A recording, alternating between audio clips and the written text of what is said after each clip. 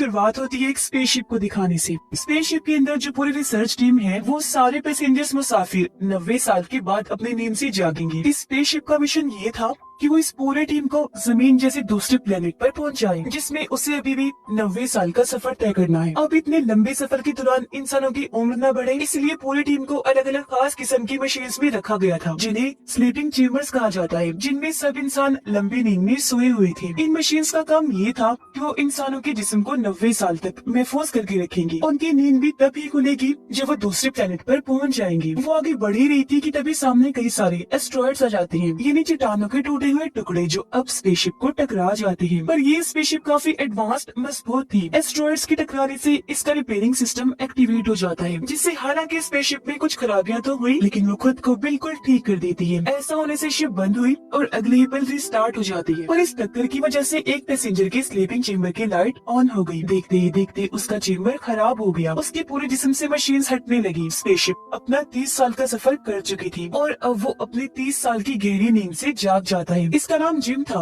वो उठकर आगे बढ़ा। अब पहले पहले तो उसे काफी चक्कर आ रहे थे, लेकिन कुछ ही देर में वो बिल्कुल नॉर्मल हो जाता है। अब जिम उस हॉल में जाता है जहाँ सफर खत्म करने के बाद सारे पैसेंजर्स ने जमा होना था, क्योंकि यहाँ इनकी तब मीटिंग होने वाली थी। मगर जाहिर है उसने देखा कि इस हॉल में कोई भी नहीं है। वो पूरे स्पेसशिप में बाकी सभी पैसेंजर्स को ढूंढने लगा, लेकिन उसे अपने अलावा वहाँ कोई भी नहीं मिला। वो कंट्रोल रूम में मदद मांगने के लिए जाने लगा, पर उसका दरवाजा लॉक था, क्योंकि इसे कंट्रोल रूम के मेंबर की आईडी से ही खोला जा सकता था, या फिर टीम के हेड की। इसलिए अब जिम सिस्टम से ही अपनी लोकेशन की डिटेल्स निकलवाता है, ताकि वो पता कर सके कि इस वक्त स्पेसशिप कहाँ है। जहाँ उसे पता चल गया कि वो अपनी मंजिल यानी उस प्लेनेट से 90 साल दूर है, यानी कि वो 90 साल पहले ही जाकर अपने स्लीपिंग चेम्बर से एक्टिवेट हो गया है। वो काफी मायूस हो गया, वहाँ से जाने लगता है। मगर तभी उसकी नजर सामने गई। उसे लगा कि वहाँ कोई इंसान है, तो जिम उस तरफ ही जाने लगा, जहाँ उसे पता चला कि वो इंसान नहीं बल्कि इंसानी शक्ल वाला रोबोट है। अब जिम को वहाँ एक औजार मिला, जिसकी मदद से वो अपने स्लीपिंग चेम्बर को ठीक करने की कोशिश करता है, मगर इस चीज में वो नाकाम ही रहता है। इसके बाद जिम कंट्रोल रूम में भी जाने की कोशिश करता है, औजारों से उसके दरवाजे को काटने की कोशिश करता है, मगर वो इतना मजबूत दरवाजा था कि इसे कुछ भी करना नामुमकिन था। आगे बढ़कर जिम ने देखा कि अब स्पेसशिप के बाकी फंक्शंस में भी खराबी आ रही है, मगर वो इन चीजों को नजरअंदाज करके रोबोट के पास जाकर बैठ गया। उसे कहने लगा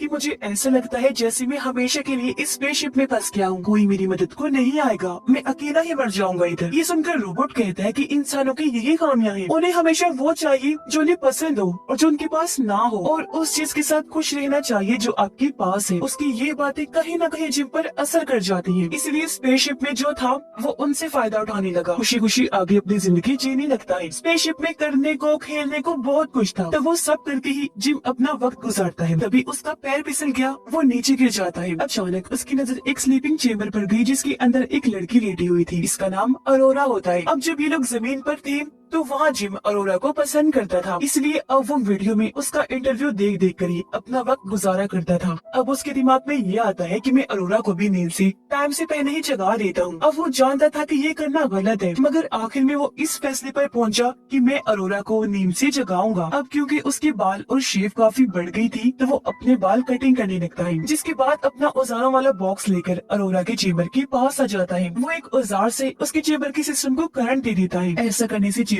खराब हुआ, खुल जाता है, मगर इससे पहले उसकी आंखें खुलती, वो अपने पास जिम को देखती, वो अपना औजारों वाला बॉक्स लेकर भाग जाता है। सभी औजार किसी जगह पर छुपा देता है, ताकि अरोरा को ये बात पता ना चल सके कि उसके साथ ऐसा मैंने किया है। जिसके बाद अरोरा अपनी नींद से जाकर आगे बढ़ी, और अब जब दोनों का आमना सामना हुआ तो अरोरा उससे पूछती है कि टीम के बाकी लोग कहाँ पर हैं? कोई नजर नहीं आ रहा। इस पर जिम उसे बता देता है कि तुम्हारा और मेरा स्लीपिंग चेम्बर खराब हुआ है। साथ ही वो घबरा भी रही थी, इसलिए वहाँ जाकर देखती है जहाँ सबकी चेम्बर्स रखी हुई थी। वो देख लेती है कि जिम सही कह रहा था।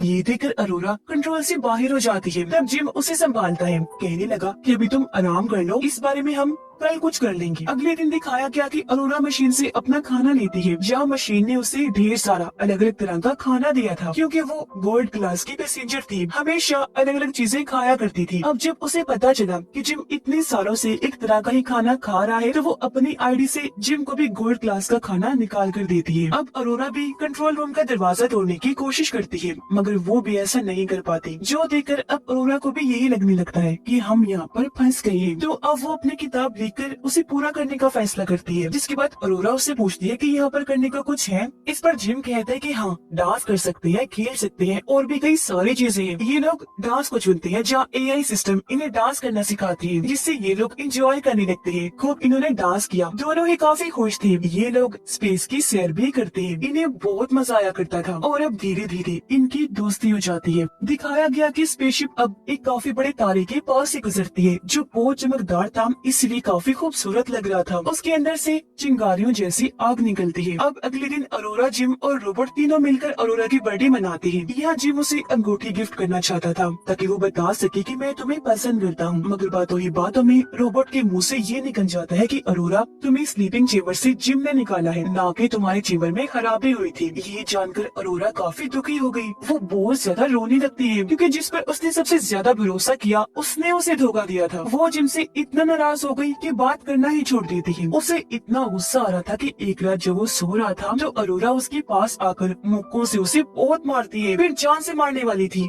लेकिन किसी तरह खुद पर काबू पा लेती है। जिसके अगले दिन जिम ये कबूल कर लेता है कि हाँ, मुझसे गलती हुई, मैंने ही तुम्हें स्लीपिंग चेम्बर से जगाया था, मुझे माफ कर देना, क्योंकि इसके अलावा मेरे पास और कोई चारा नहीं था। एक साल अकेले रहने की वजह से मैं जैसे पागल हो गया था, लेकिन अब भी अरोरा उसकी एक नहीं सुनती, उस पर ही काफी चिल्लाने लगती है। अगले दिन जब वो लिफ्ट में था तो अचानक खराबी होने की वजह से लिफ्ट बंद हो जाती है। वो रुक गई तो अब जिम बाहर नहीं जा सकता था, तो अब हाथों की मदद से जैसी तैसी लिफ्ट को खोलकर वो बाहर आने लगता है। दूसरी तरफ जब अरोरा भी मशीन से खाना लेने जाती है तो मशीन में भी खराबी आ गई थी, क्योंकि वो बहुत सारा खाना अरोरा के ऊपर फेंक देती है। ये देख दोनों को कुछ समझ नहीं आ रही थी कि आखिर ये हो क्या रहा है। वो इस बारे में सोच रहे थे कि तभी इन्हें किसी इंसान की आवाज आई। ये जब चेक करने आगे बढ़ी तो देखते हैं कि इनकी टीम का हेड भी अपनी स्लीपिंग चेम्बर से जाग गया है। हेड को भी खराबी का पता चल गया था, इसलिए वो अपनी आईडी से कंट्रोल रूम का दरवाजा खोलकर अंदर जाता है ताकि चेक कर सके कि और कौन कौन सी खराबियां हैं, मगर उसे कुछ भी पता नहीं चल पाता। तो ये लोग फैसला करते हैं कि स्पेसशिप में होने वाली खराबियों को हम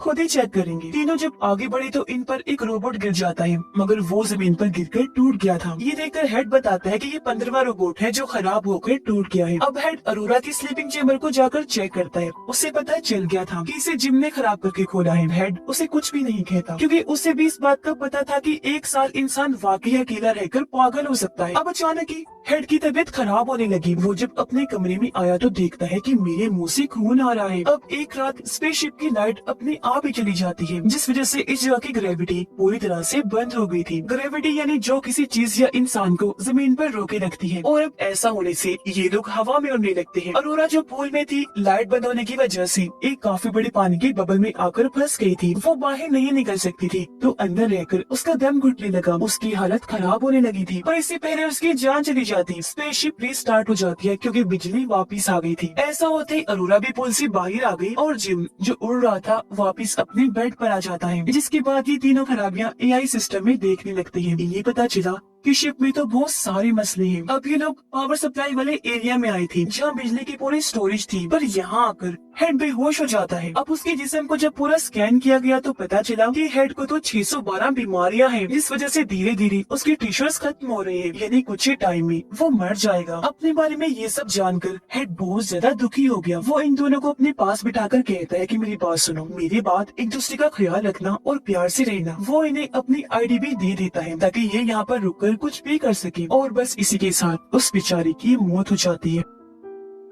उसकी लाश को वही छोड़कर अरोरा और जिम शिप की खराबियों को ठीक करने के लिए आगे बढ़े, मगर तभी अचानक एक ऐसी खराबी आई कि ये दोनों और आसपास की हर चीज हवा में उड़ जाती है। रोबोट में भी ऐसी गड़बड़ी आ गई कि वो खुद को ही नुकसान पहुंचा रहा था, जो देखकर अरोरा जल्दी से उसके पास गई, उसके सिस्टम को ही बंद कर देती है। जिसके बाद वो दोनों एक बार फिर आगे बढ़ के स्पेसशिप के सारे हिस्सों को बदलने लगती है। ऐसा करने के बाद वो पावर सप्लाई रूम के बाहर आए। इन्होंने जैसे दरवाजा खोला तो अंदर एक काफी बड़ा सुराख था, जिसकी तरफ अभी दोनों खींचने लगते हैं, मगर ये खुद को कंट्रोल करके उस सुराख को बंद कर देते हैं। खुद को संभालने के बाद इन्होंने देखा कि शिप में उस जैसे और भी कई सारे सुराख हैं, और अब जब ये मेन पावर सप्लाई के सिस्टम के पास आई तो पता चला कि बिजली का पूरा सिस्टम खराब हो गया है। इसलिए वो जल्दी से सभी हिस्सों को बदलने लगते हैं, मगर खराबी की वजह से स्पेसशिप में हीट गर्मी इकट्ठा होने लगती है, जिसे बाहर निकालने के लिए इन्होंने लीवर खींचा, पर गेट खुलता ही नहीं। और अब अगर जल्दी हीट को बाहर ना निकाला गया तो यहाँ धमाका हो जाएगा। ये देखकर जिम अब खुद ही सूट पहनकर बाहर आया और उस तरफ जाने लगता है जहाँ से हीट को बाहर निकालना था। शिप के अंदर का टेम्परेचर काफी बढ़ गया था।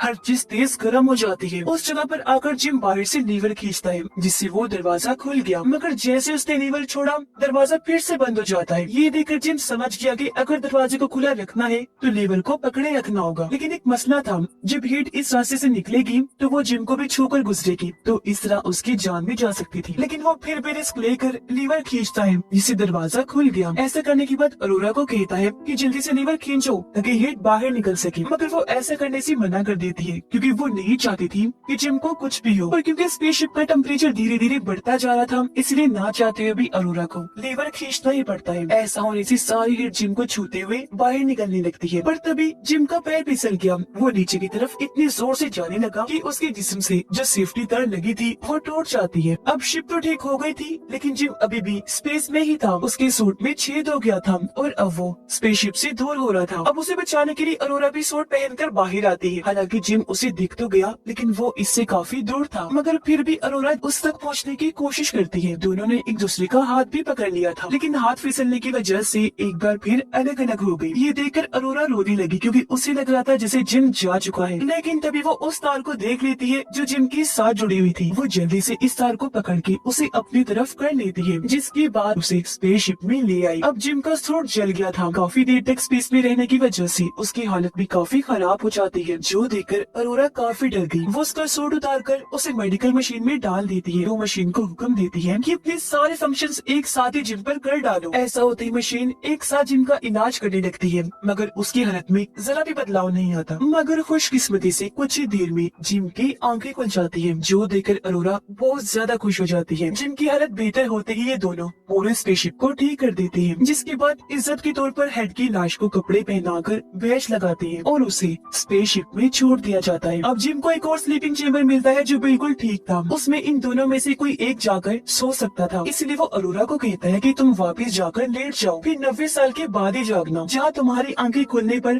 तुम्हारे सामने वो दूसरा प्लेनेट होगा। मगर अरोरा उसे ऐसा करने से मना कर देती है कि नहीं, मैं तुम्हें अकेला छोड़ के नहीं जाऊंगी, हम साथ मिलकर रहेंगे, जो भी अंजाम होगा मैं उसके लिए तैयार हूँ। ये कुछ और साल यहाँ गुजारते हैं, जहाँ एक दिन जिम अरोरा को वो अंगूठी दे ही देता है, जो पहनकर वो बहुत ज्यादा खुश हो जाती है। और अब इसके बाद हम सीधा पूरे 90 साल के बाद का वक्त देखते हैं, जहाँ वो स्पेसशिप आखिरकार उस प्लेनेट तक पहुँच गई थी, यानी अपनी मंजिल तक। ऐसा होते ही सभी मेंबर्स नींद से जाग जाते हैं, पर जब ये स्पेसशिप से उतरने लगी तो इन्होंने देखा कि पूरे स्पेसशिप में पेड़ पौधे उगे हुए हैं, जो अरोरा और जिम ने उगाए थे। पर क्योंकि इतने साल गुजर गए थे तो उनकी मौत हो गई थी, मगर उन्होंने काफी सारे अच्छे कामों में से ये भी किया कि स्पेसशिप को ठीक कर दिया, तभी ये लोग अपनी मंजिल तक पहुँच पाए। और इसी के साथ ये कहानी इधर ही खत्म हो जाती है।